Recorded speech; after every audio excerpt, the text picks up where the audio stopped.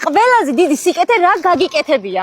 ერთხელ მე და დედაჩემი სამოწყოფოში ვიყავით და მე თუდად ვიყავი დედაჩემს გვერდზე ეძინა და ჩემი საფარი გადავაფარე, იმიტომ რომ დედაზე მნიშვნელოვანი და ძვირფასი არაფერია და არავინაა. მინდა საყვარელი ბავშვია. აჰა, შენ ქექე, დიდი ქექე. ყველაზე დიდი სიკეთე რა გაგიკეთებია?